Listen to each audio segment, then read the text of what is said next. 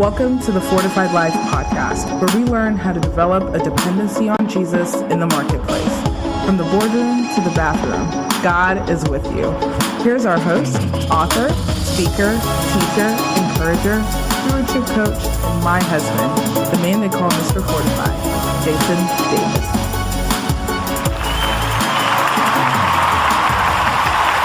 What's going on, everybody? What is going on?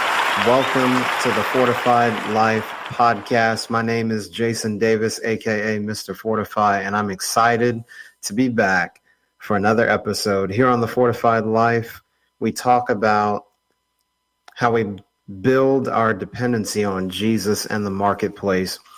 And we do that by bringing guests on who are unashamed, and they are actively, I say actively, they are listening and hearing from God and making kingdom decisions day to day, whether blue collar, white collar, whether they're an influencer, a CEO, an author, a coach, they're doing it. And we can learn a lot from their stories and their experiences. And it's no different tonight. And I got to tell you, tonight's going to be awesome, folks. This is a powerful woman of God that is our guest tonight. But before I bring her on, let me introduce her to you. Nakeisa Jackson is a registered nurse, author, speaker, and ministry leader of Flow Connection Ministries. She is the founder of Aniyah Space, an organization dedicated to helping women living with HIV. She also coaches women on how to develop their relationship with God, to walk boldly and confidently in what they have been called to do. She reached these women through coaching, blogs, her podcasts, her YouTube channel, and events. Ladies and gentlemen, please welcome to the Fortified Life, Miss Nakeisa Jackson.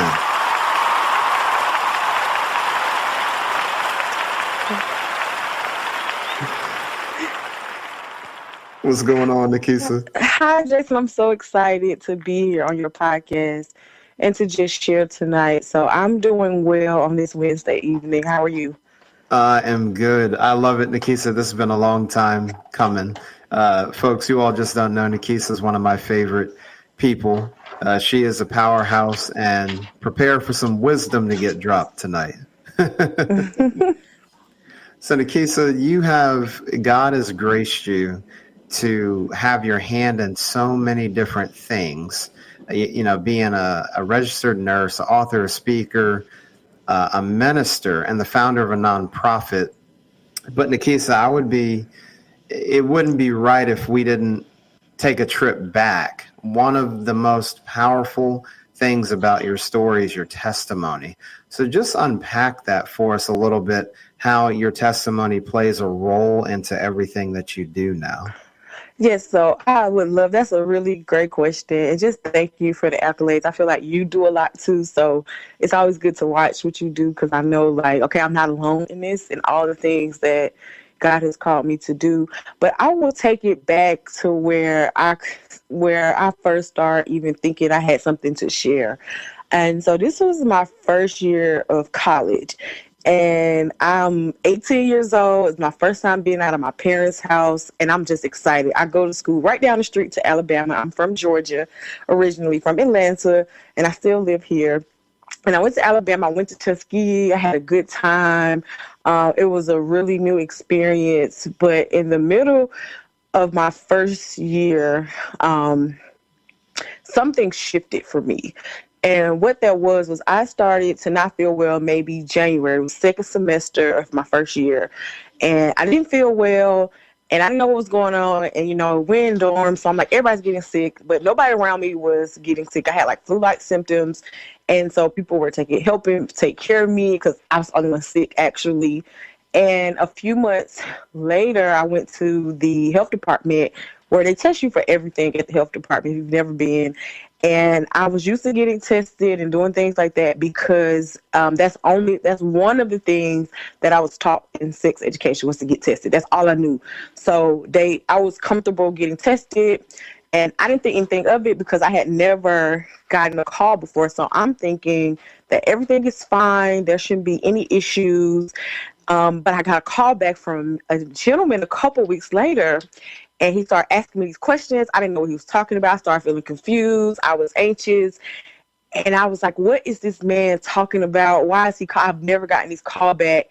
And so he was like, I need you to come in as soon as possible. So that whole night, I was just like, could not go to sleep because they tested me for everything. So eventually I convinced myself that it was small and he just doing routine so I could sleep. And the crazy thing about this story is that I don't have a car, number one. I think when I went there to get tested, I had got transportation from the school. So I didn't have a car to get there at 8 o'clock in the morning. So I had to coordinate some stuff. So I'm asking people. I asked somebody for their car, and then I asked somebody to drive me because I had a license, but I just wasn't that good at driving. And I was also nervous, so I didn't know what was going to happen. And I remember I walked in, and I'm sitting in the doctor's office, and they take me to the back really, really fast, like super fast. And I'm like, something's not right. And this man starts reading off these test results to me. And then he pauses, and he says, your HIV results are positive. And in that moment, I'm a 19-year-old girl. I literally just got saved 2 months before I got my diagnosis. And that's the part of the story that sometimes does not come out. So I just got saved. So I just discovered who God really was. Like I just got baptized. So I'm very new to walking with God, new to Christianity, new to this life. And I'm like, what just happened? And I remember this man just continuing to talk to me and talk to me and talk to me. And I got up in the middle of him talking and I walked out because it was nothing else that he could say, because all I knew was what I heard about HIV, that you weren't going to live long, that you like just all these myths, that you were timid, that I didn't think it happened to women. I thought it happened to either like older women or men. I never knew a woman at 19 could get, like, I didn't think it could really happen to me. And so I just remember me walking out and him trying to convince me to go back. So I went back, but it took a few days for him to get all of the information that he needed from me, because it was just so overwhelming because I didn't know where to go. I'm in this small town. It's not a lot of resources. They're not giving me a lot of information. He doesn't have a lot of compassion. I feel like he just wanted to check mark his paperwork. And it came down to the realization of like, okay, it's just me and God, because I just met God and I know God is real. And I'm like, I don't know what to do in this moment. Like, do I prepare to die? Do I prepare to live? Like, it's so many thoughts that go through your head. And I remember I went to God in prayer. And this is back, Jason, if I could be honest, this was back when people would say you can't hear from God yourself, which we know is not true. That's back when I was going to a regular, like, I think non-denominational church, and nobody talked about hearing the voice of God for yourself. Nobody talked about the prophetic. Nobody talked about any of these things. But I knew for a fact that I could hear from God. Even when I first got saved, I knew. And I remember God said to me, I said, God, why would you save me if I was just going to die? Like, it was no need to save me. You could have just left me in the world. I didn't have to have this experience with you. You could have left me alone. I just remember being very upset because I'm very new. So I'm still thinking God's a genie. I'm still thinking that because I'm saved, nothing should happen to me. Nothing bad should happen to me. Like, everything should be good because I got God, I got Jesus. So there's no reason for anything bad to happen. And what God spoke to me about, he said that I'm going to use this. I'm going to teach you how to live, because you're going to live and you're going to make it, and you're going to overcome this. And he started to share with me all these amazing things that I would do. And here we are at 2023. I'm living them out. But back then, as a first-year college student, I said, I will never tell my story.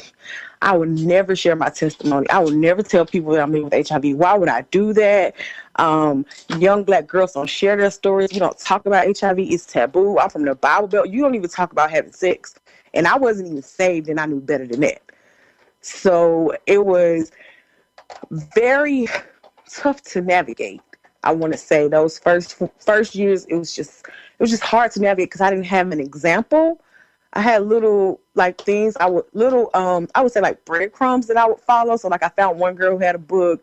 I found out about one conference that I could go to. I found these little pockets of spaces where I could see people who looked like me, but I didn't have a close relationship with anybody that looked like me, that was living with HIV, that met the same demographic. So it was a very difficult thing just to navigate during that time, especially with the state of just the world and where I was in life, like being a young college student, fresh out of high school, not knowing what to do. My goodness, Nakeisa, you're 19, you're brand new to the faith, and then you get this type of diagnosis. I can't even imagine the level of emotion running through your mind. That's just unbelievable. And like you said, fast forwarding to 2023, where you are now encouraging other people and telling your story and your testimony.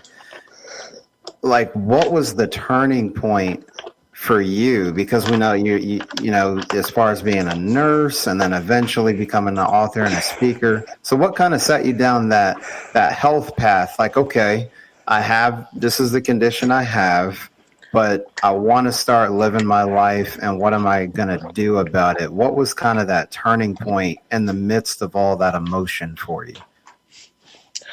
So that's a really, really great question.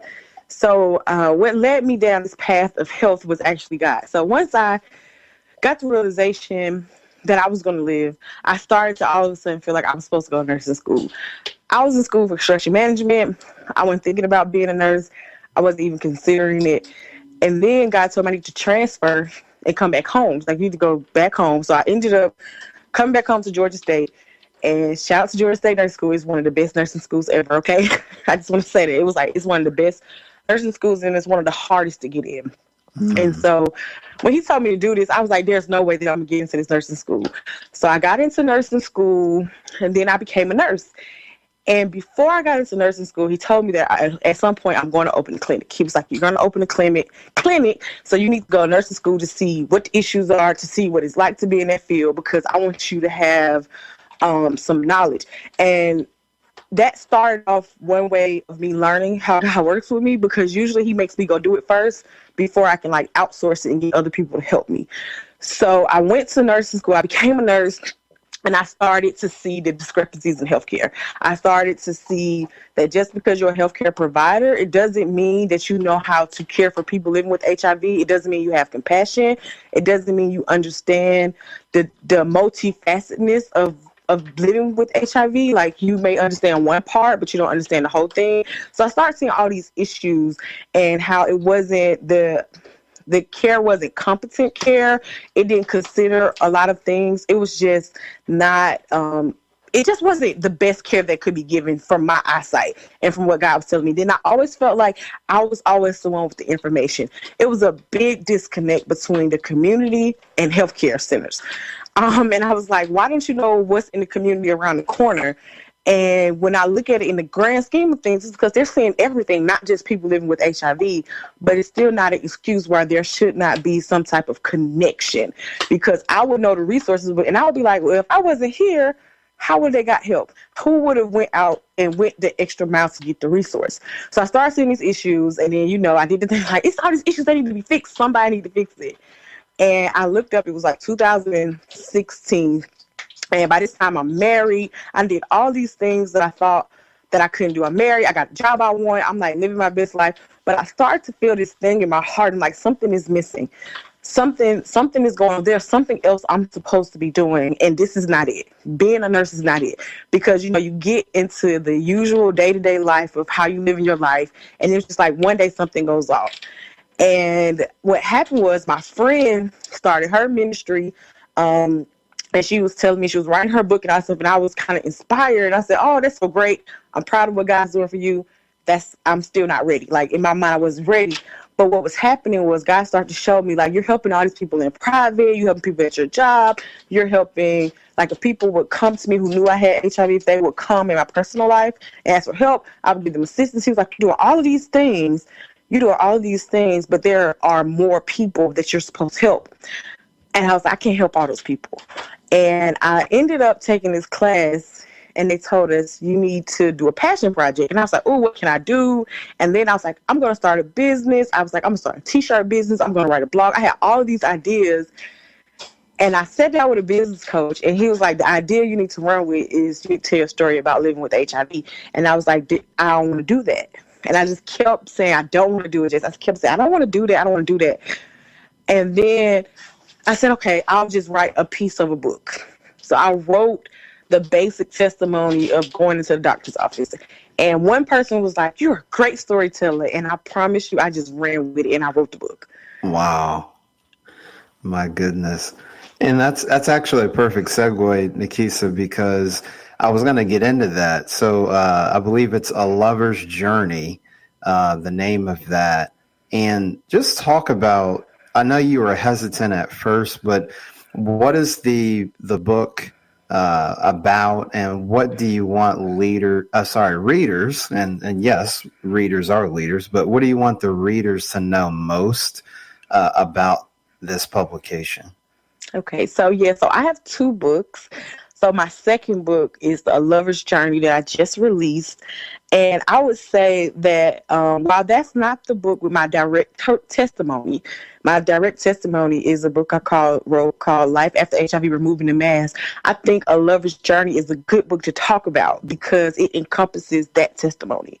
And so the biggest takeaway I want people to know about my book, A Lover's Journey, is understanding that it is a journey and it does not stop. Learning how to love yourself and see yourself in the way that God sees you is a lifelong journey. I don't think it ever stops because once I got this HIV diagnosis, I had to really learn how to love myself more than I've ever had to love myself before, because I know what they were saying about people living with HIV. I know what they said about women, men, children. I knew about the stigma. And I just refused to let that infiltrate me and infiltrate my mind and then stop me from the things that I knew I was destined to do, because I'm in college. I'm going to graduate. I'm going to nursing school. I have all these amazing things happening. I'm not what people are trying to portray.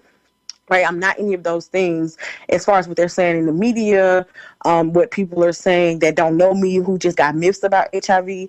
So I was like, I got to really learn how to love myself at the core. So the biggest takeaway is really that it is a journey to really love yourself. And this book, A Lover's Journey, will really help you break down love, what God says about love, my own journey of what I used to think love was, and then really just using that to discover your purpose and what God really wants you to do. Because I took that journey and I started that journey, that's how I discovered that I was supposed to start a nonprofit, that I was supposed to write books, that I was supposed to minister, all these things that I don't think I would have been able to do that without love, because I wouldn't have felt worthy enough and I wouldn't have felt like God could have chosen me of all the people he could have chosen. So that would be my biggest takeaway from that book.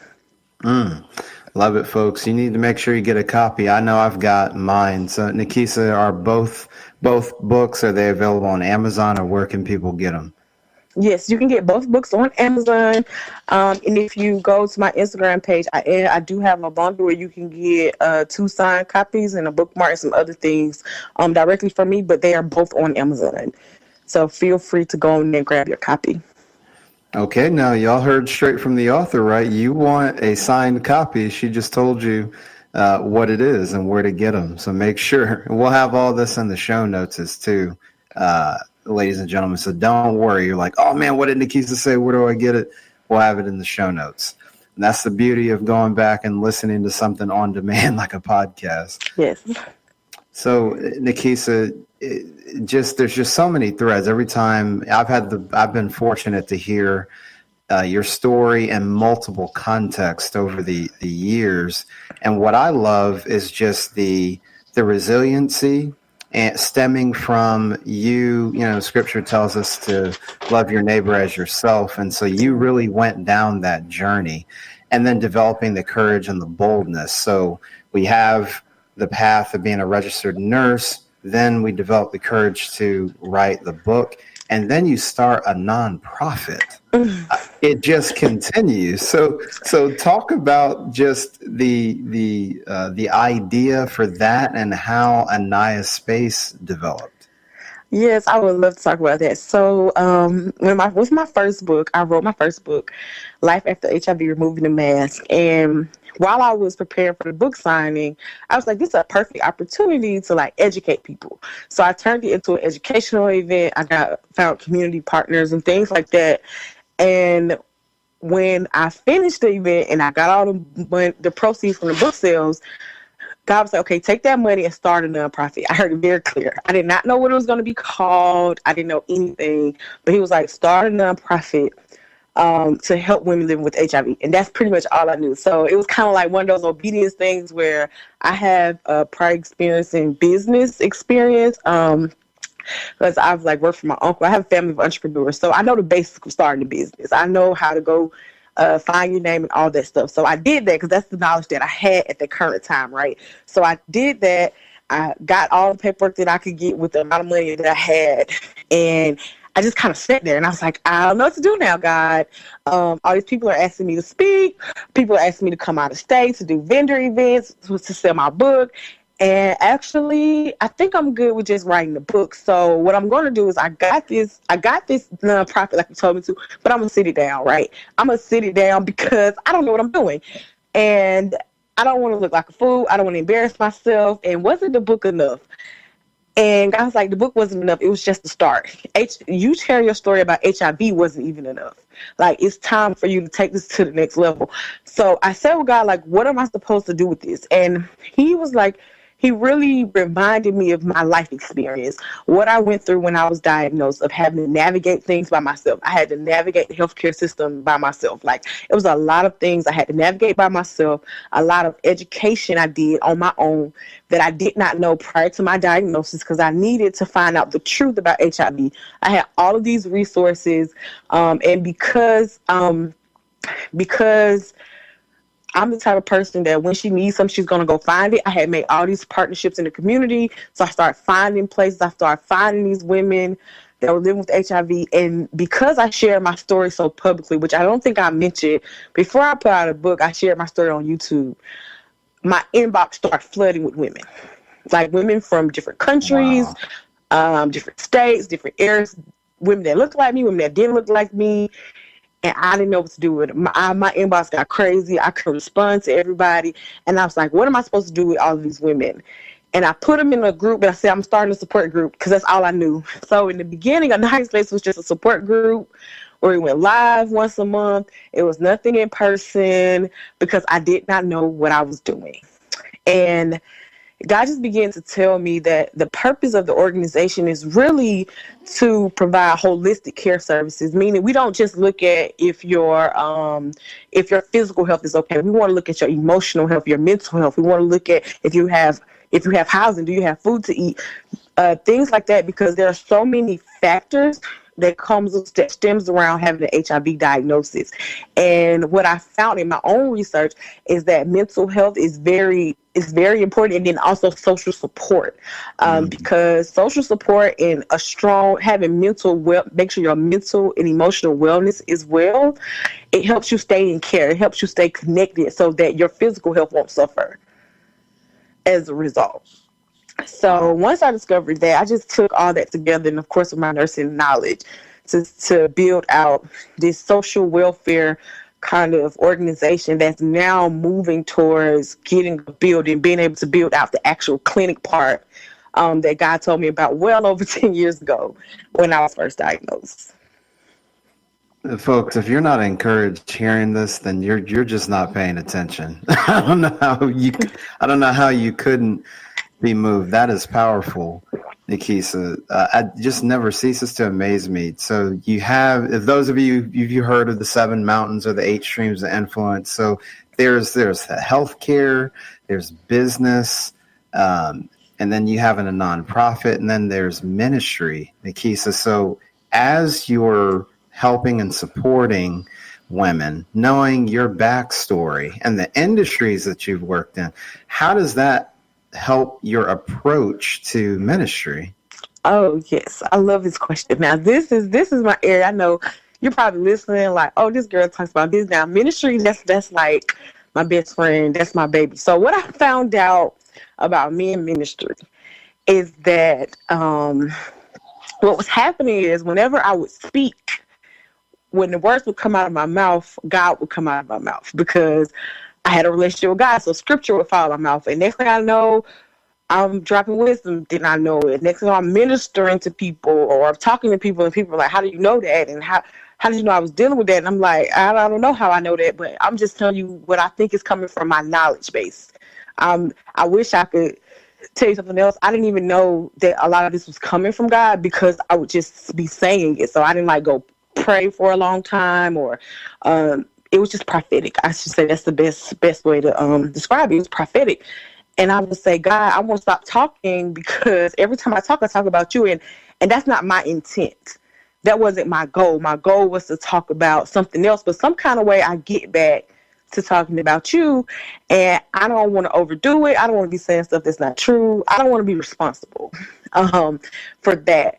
And what started happening was, as I continued my journey to love myself, I started to accept that part of me. And I started to say, well, this is who I am. Like, I need to accept that this is who I am. I talk to God and he comes out of me. You can tell when I talk, and it's like, I have to learn how to embrace that part of me too. So the more I embraced it, the more he came out. And I started doing many things. Like, I would do a 21-day. I remember I did a 21-day challenge. And this was outside of my nonprofit. So I would do this like under maybe my book brand or something. So I did a 21-day challenge about how to get redeemed, like how to allow God's love to redeem you. And I was like, I don't know what's going on. I did a 7-day journey to love yourself, like a self-love challenge. I started doing these creative things to help people learn about God, because that's how I connected with God. So I never had a relationship with God where all I did was just like pray or sit there. I would do things like journal. I would do things like just draw and create and write poetry and do different things. And I was like, this is amazing. And God was like, this is something you could share with other people. You could teach other people how to do this. And I was like, no way. And he was like, you can, and I want you to start Bible study. So, Jason, I started in my house. I did Bible study in my house right before the pandemic came. And I was just doing it, and I was very comfortable. So I just want to do it in my house. I had a couple people come over. I would make food, and we would do it in my house. The pandemic hit, everybody was staying in their house. So then I was like, what am I supposed to do with this? And I spoke to my spiritual leader, and she was like, it's just time for you to share in another kind of way. It's time for you to start ministering. So what I did was I started just a simple prayer call. Well, I guess I shouldn't say simple, but I started this prayer call, and I launched a ministry. It's called Flow Connection Ministries. And we still do different, like, unique things, but we do like worship calls. We do these things called obedience nights, where we just get together and talk about what we're supposed to be doing and how we're going to make sure we actually do it. We do prayer calls, and we've had like a couple of like challenge, like virtual events. And this year we're going to get into doing some live events. So it's a very unique ministry, but it's really just about teaching women how to connect to God for themselves. So getting away with the old thought that you can't hear from God. It's about activating people in being able to hear the voice of God for themselves, and then making sure that they are doing some of those things that, for some of us, it comes natural to just obey, right? But then for some of us, like me, it's struggle, but we know that it's required. We know that when we are disobedient, we kind of knock ourselves out of the will of God. And then we open up doors that could be shut if we would just be obedient. And so I felt like I had a call to really share that with people and help them understand that is, it's not about your feelings and all this kind of stuff, but it's really just about your obedience, and everything else will fall in place. But I first had to go through it, and then I was able to share with other people. So I'm really excited just about like what God's going to do through the ministry. It's just been a beautiful thing. So many people have really learned and grew throughout that ministry. Wow, that's so awesome to hear, Nakeisa. And you could just tell when even in answering the question, I was like, man, did you all hear the shift in her voice? She said, oh, let me tell you all about what God has been doing from the ministry perspective. I love that, Nakeisa. My goodness. You definitely want to keep track of Flow Connection Ministries and everything that Nakeisa is doing. We'll have links in the show notes. Now, Nakeisa, I wanted to come back to something earlier. You talked about mental and emotional wellness, not just talking about the diagnosis of HIV, but also just the other health factors. What are some practical things that people can do to try to strengthen their mental and emotional wellness? So I can say a lot of things, but I'm figuring I'm have about three things to say. The first thing is I would say is that we all have to be self-aware, and that may not be the easiest for everyone, but one thing is just always checking in with yourself. Like, how am I actually feeling today? How am I actually doing today? Have I been rested? Did I sleep well? Like, really taking a look at yourself, because sometimes we're getting overwhelmed and we are being super hard on ourselves because of other factors. So, for example, I'll give you a real example. You've been up all night working on your business. You get 3 hours of sleep. So in the morning, you're like, I gotta go. But you're really feeling anxious and worried, and you really need to rest. But because you didn't check in with yourself, you're just continuing your cycle. So it's really like you've been up for days and days and days nonstop, and you haven't really had a break. And then if you're anything like me, sometimes, like, I like to be productive. So when I'm not productive, sometimes I tell myself I'm being lazy. But because I check in, I can rectify it and say, no, I'm not being lazy. I've been working 3 or 4 days straight. I've been out of town. I had a speaking engagement. I've done all this. I haven't rested. And so then I can overcome the battle of the mind. So the first thing is really just checking in with yourself. And the second thing is journaling. I don't care if it's just one line and you say today is hard, or one line today is great, or I'm thankful for life today. But really getting your emotions out of your head and getting them on paper and keeping a record is very, very helpful, because you can go back and look and say, hey, at the top of February, I was feeling really sad, but it's March 1st and I feel much better because I changed how I ate last month, or I took more breaks last month, and now I feel so much better. And then you can kind of discover what helps you, right? When you felt happy on Valentine's Day, what made you feel happy, right? When you felt happy because it was Friday, was it because it was Friday? And then you could start seeing a pattern with your life. Like, from doing this, I learned my energy levels are better in the evening and later in the week. So you know what I did? I changed my schedule as a result. So it helps me navigate some of the things that naturally happen with me and my moods and how I feel throughout the week. But also it helped me make sure that my mental and emotional wellness was okay. Because so then if I seen like, hey, it's been 4 days and you haven't been feeling that well, maybe today is a day to do a self-care day, which is my third tip. I always make time for self-care. Like, I don't care if you just need a day where you sleep all day and eat popcorn and watch TV. Because, like, do not let your finances, your friends, your family members, no one around you stop you from having a self-care day. At least, and that's the bare minimum, once a month. I really feel like you should do it once a week, but I understand. So once a month, just a day for you, like the same love you give to your children, your spouse, the people around you, your loved ones, you have to give it back to you and take care of yourself, because as the cliche goes, you can't pour from an empty cup. So if you've been pouring and your cup is empty, what have you really been giving? Have you really been giving them the God in you like you say you have, but you're depleted? So how could you've done that? And everybody won't notice it, especially if you're the strong friend, or if people see you doing a lot and they look up to you. They don't really know when you're struggling, and you can't expect them to know, but you can start to discover the cues that you give off of when you're struggling. And it's just important that you take care of yourself, because you have to prioritize it.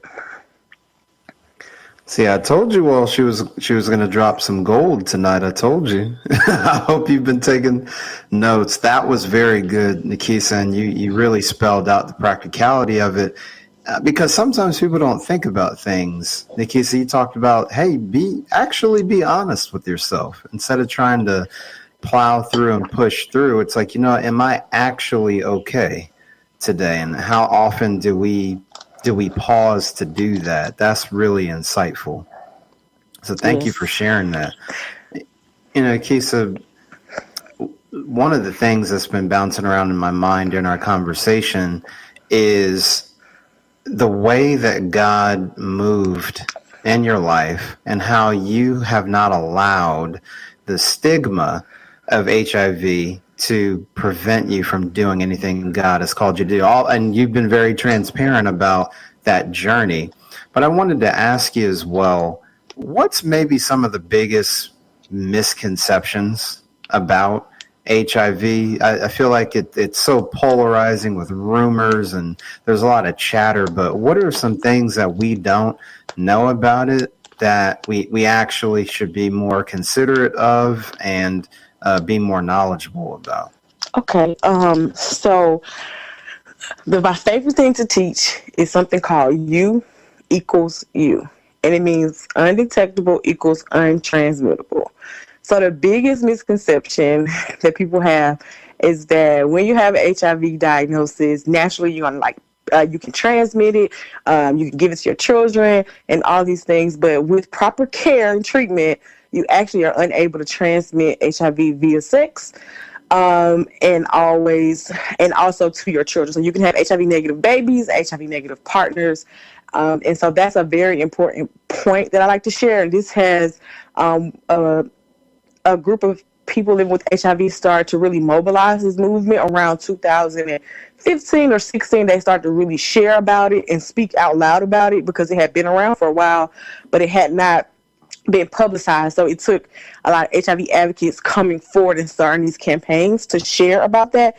So that's the first thing I want to share, that's the biggest misconception. So you can go on and have children, and it doesn't really, if you don't allow it to, it won't stop what God has for you, right?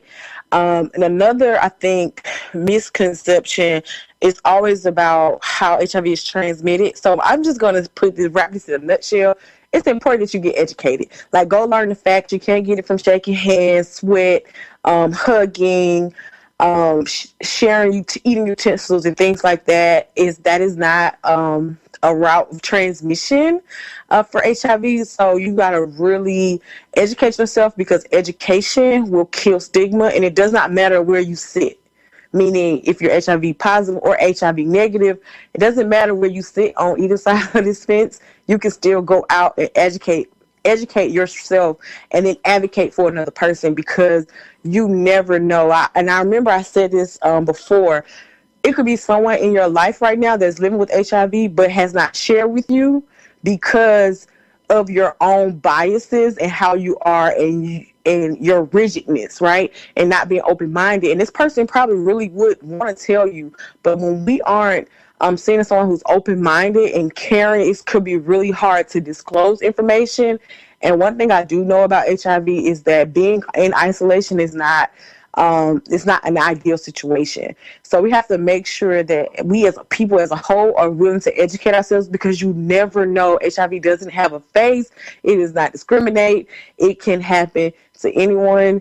And it's important that we as a people all combine together to really combat stigma, so we don't have these misconceptions and lies that happened, that were going on way back in the 80s and early 90s, that we've learned so much information in 40 years, because it's been like over 40 years now, and we have so much information, and it is amazing the things that they have found.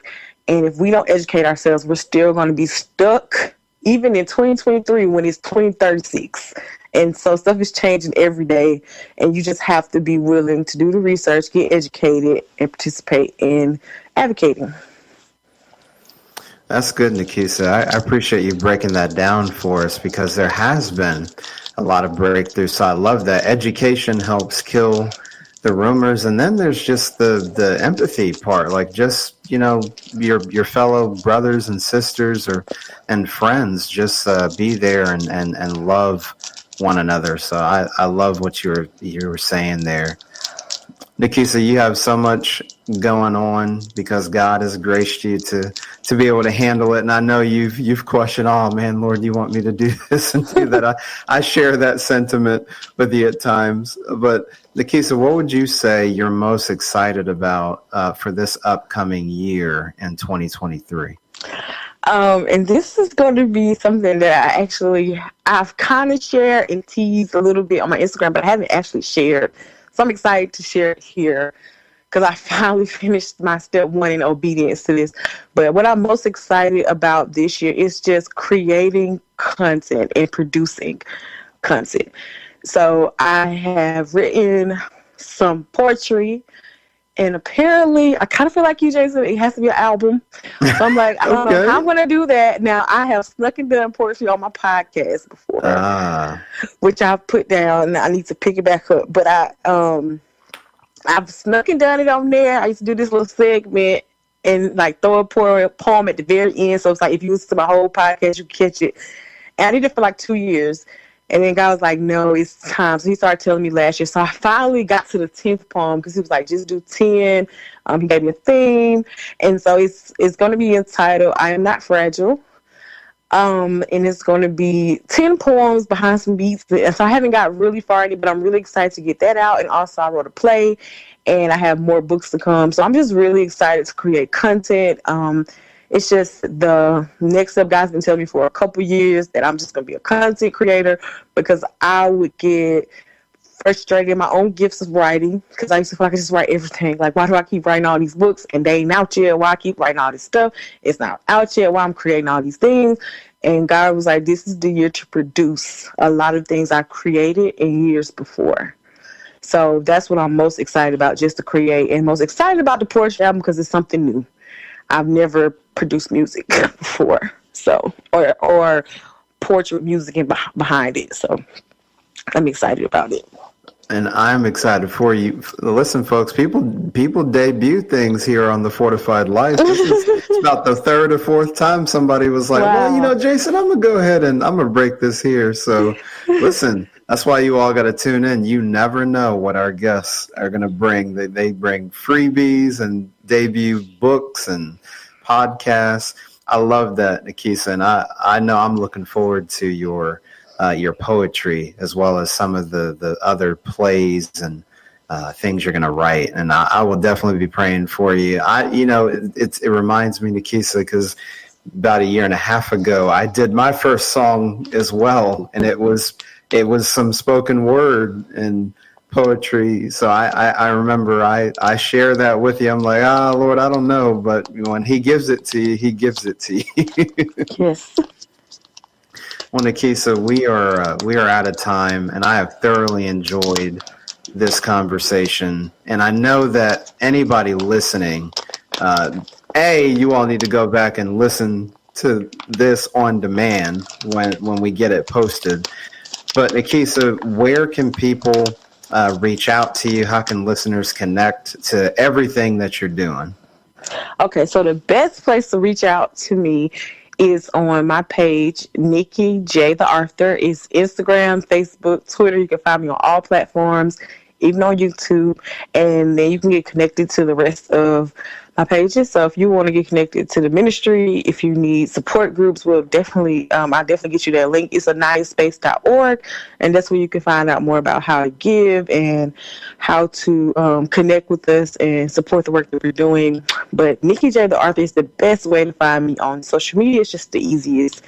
And that's Nikki, the letter J, the Author. So that's the best place to find me. All right. Well, folks, you know where to find her now. So that means when she releases her plays and poetry, it's time to go support. I know that I will. But Nakeisa, just greatly appreciate you coming on the Fortified Life here tonight. Thank you so much, Jason, for having me. For sure. Folks, you know how we leave things. That's all we have for tonight, but we'll be back for another week, another episode, another person who is unashamedly living out their faith in the marketplace. From the boardroom to the bathroom, God is with you. Don't compartmentalize your faith in the marketplace. We'll see you next time on the Fortified Life podcast.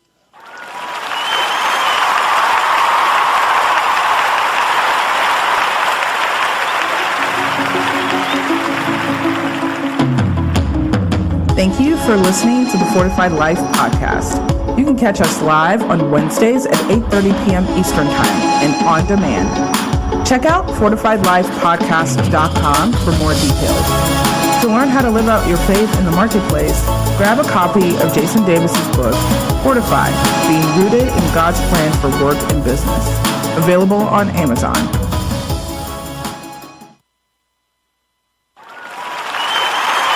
You're listening to Joel Sly Worldwide Podcast. You've decided to move and picked the neighborhood you prefer, but how much home can you afford? Which loan term is best? Start by contacting an Arundel Federal Savings Bank loan officer to get the numbers you need and a pre-qualification letter to present to your realtor. No cost to you. Whether building or buying, Arundel Federal wants to be the local community bank that you trust and think of for your home mortgage. Contact us today at arundelfederal.com. A pre-qualification is not a loan approval or commitment to make a loan. Additional terms and conditions apply. Member FDIC and equal housing lender at MLS number 671636. Everyone loves TV Dad. On the next TV Dad, presented by Progressive, TV Dad explains becoming a man.